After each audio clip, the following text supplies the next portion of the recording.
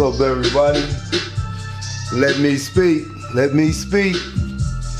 Yep, it's J Jam coming back at y'all. How y'all doing today? I want to thank everybody for the subscribers, getting me over 100. You know what I'm saying? I never thought that was gonna happen. But I want to thank everybody for subscribing. And today we're gonna get into my partner Godfez and my pet bird that I had in prison. Yeah, I had a pet bird in prison. Now I was on yard labor crew, and it was time for me to go to work. Once it was time for me to go to work, they popped my door. And when I was on my way headed out, I tried to put on my prison gloves, my prison Big Ben, and my beanie and my boots, you know what I'm saying? I had said, okay, got to go out here, take my bird out here with me, you know what I'm saying? I got my little birdie on my shirt. It's a little blue and white, little chi-chi bird, you might want to call it. But it was a home type of bird that I guess it had got out somebody's home, and they was probably looking for it, but we was way up there in the mountains in Ely. And so the bird somehow made its way up there, and it was dying when I found it, but when I found it, I nursed the bird back to health. So I get on the stairs, you know what I'm saying? In prison, you know, you have top tier, lower tier, third tier, whatever type of prison you in. And me and Godfez, I like to shake it up with Godfez. He was an older dude, always had his shades on, and he was a cool dude. And he was always giving me game, you know what I'm saying? Because I came to the prison so young. So before I go out, I said, let me go get a little knowledge from Mr. Godfez. And I go to the stairs, the top of the stairs where he's standing at. Because he used to like to stand out and observe the people. And he didn't call them people though. He said, and it's a jungle and everybody's a specific animal. He just be like, yeah, there go some snakes over there. There go some elephants over there. There go some mongooses. And there go some pigs. There go some hyenas. He always had a label for any group of individuals that was doing their thing, you know what I'm saying, inside the prison, you know. So I sit next to him on the stairs. He said, you headed out there to do your yard labor work. I was like, yeah, that's right. I like that job because I was able to get out and leave outside the unit by myself because I had to approve, you know what I'm saying, approval to go out.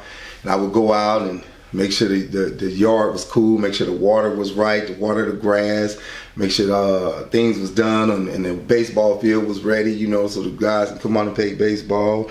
Just basic necessities of the yard to keep the yard groomed, you know. As y'all know, I did so much time, I had 1,000 jobs that y'all find out while I was up in there.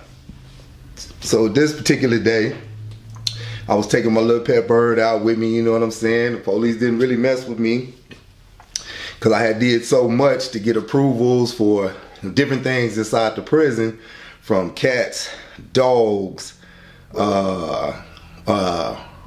lizards, you name it, I got the approval for it to get that stuff in there. And my little birdie gave me a peace of mind, you know. It was always, that was my solace, you know what I'm saying, because I took care of that bird and nursed it back to health, and that bird was cool.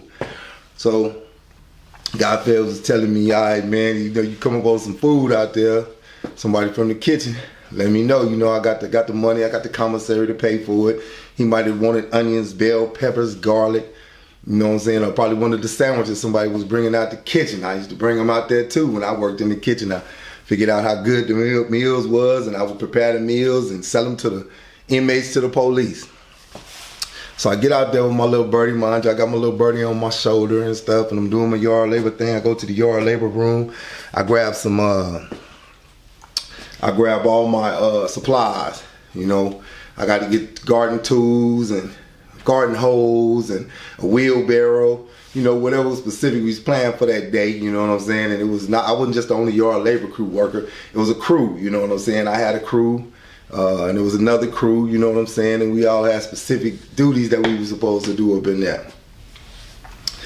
So this particular day, I go out to the yard, and there was always hawks and eagles flying around up here because we were so far in the mountains. Y'all can look up Ely State Prison. It's just, they blew a hole out the mountain, and there we was. And it was always snow, and it was always cold, and everything up there, you know, needed to eat. So me, as a yard labor worker, there was these things like mice or voles, whatever you want to call them, used to dig holes in the grass and stuff all the time and cause problems, you know, digging holes and eating holes in the grass. And I ain't like them.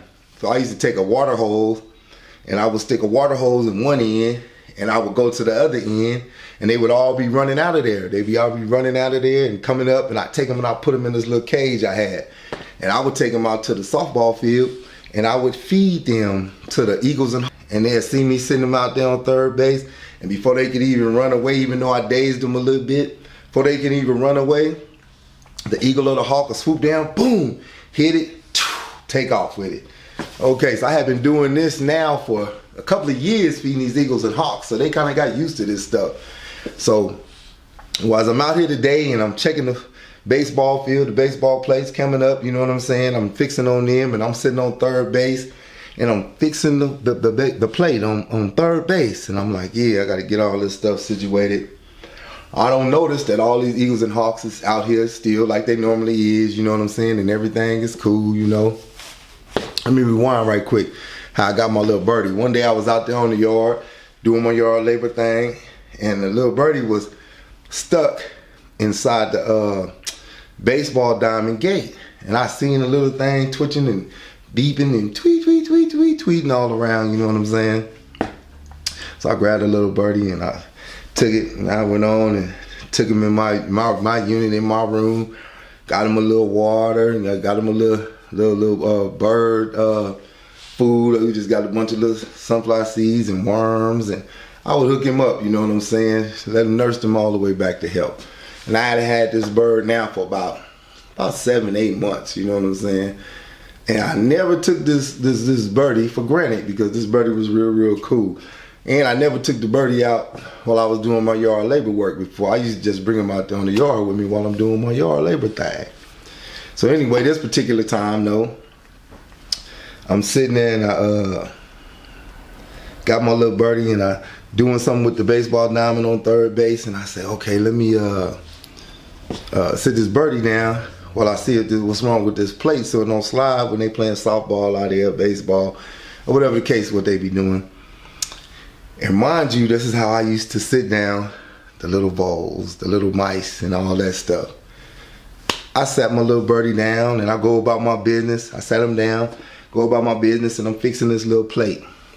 Third base plate, as it is. Ironically, third base plate. And on this third base plate, I sat my birdie down. All of a sudden, I feel a gust of wind. And something out of my peripherals say, look over. And I look over. The big, beautiful eagle sitting there right above my little birdie while I just sat my little birdie down. And lo and behold, he assumed that I was feeding him, because that's how I used to feed him the mice and the voles. And he stabbed his beak right through my little birdie. Pow! Jumped up in the air, flew a couple of feet, probably to second base or something like that. And he had my little birdie. He stopped for a second, peeled a couple of feathers off of him, grabbed him again, looked at me like he was saying thank you, and took off with my little birdie. Now, you know I was hurt behind my little birdie getting took. I couldn't believe that this thing had just took my little birdie like that. Flew off my little birdie. Needless to say, he ate my little birdie. And I was so sad that he had ate my little birdie. And I couldn't believe it. And the police in the tower with his big Rumpelstiltskin looking self laughing at me. He was like, oh man, he got your birdie, Jay. He got your birdie.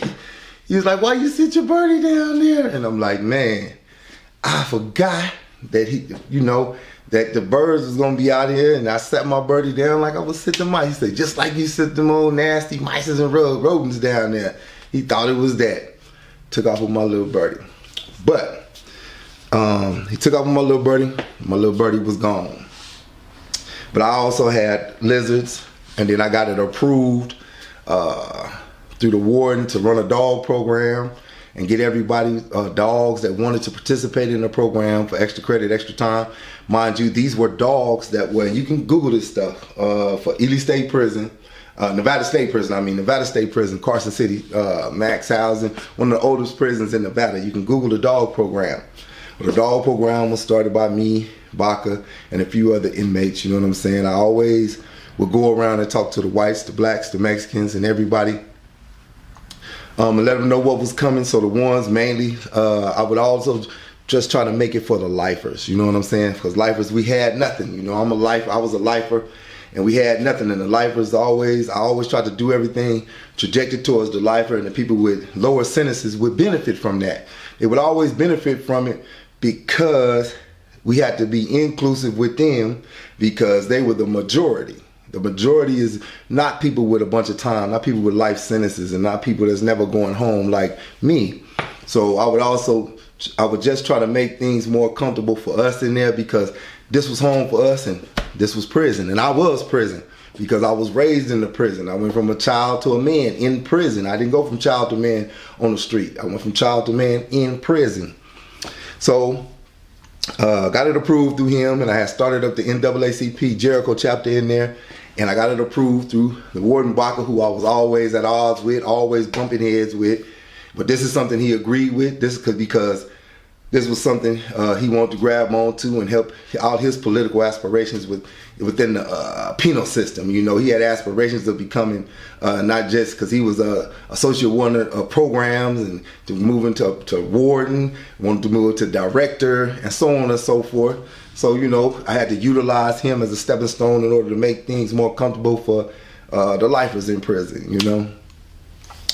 So we got the dog program set up, and you was able to have your dog once the ladies, a group of ladies from the Humane Society, because these were dogs that was going to be put down.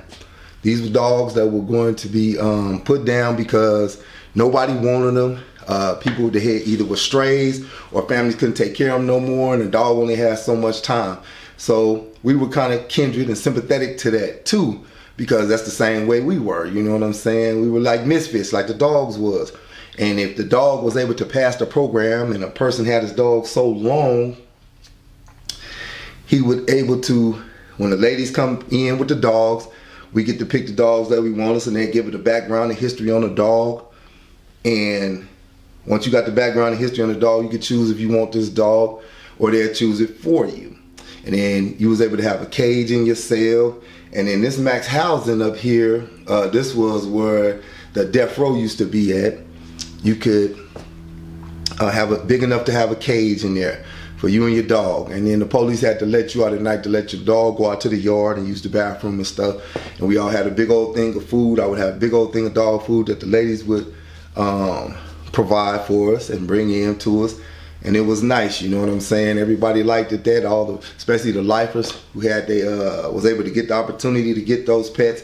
I don't even know if the program continues on. I hope it does, because I was also able to implement it and send all the paperwork into the women's prison where they could start something like that. At that time, it was a women's prison right across from Carson City up there, the women's correctional facility right across from Carson City, Nevada. So the guys would train these dogs and teach them how to be calm, teach them not to attack, and teach them not to, you know, be so unruly so they don't get put down. Because once we were finished with the dogs, when they come in and they take the dogs back and they see that the dog's acting right again, they would in turn adopt the dogs out and let them know that they've been through the prison program. And that's not like the children scared straight, but similar to it, we can say that. And it was cool, and it was working out up until the day I got my case overturned and I left. The dog program was still going on. I would have to probably reach out to someone and find out if it continues on, because that was part of one of the programs I started. And because of me and the guy Baca was kind of the social warden, was steady butting heads, and you know about some upcoming videos in the previous video how that all transpired. But needless to say,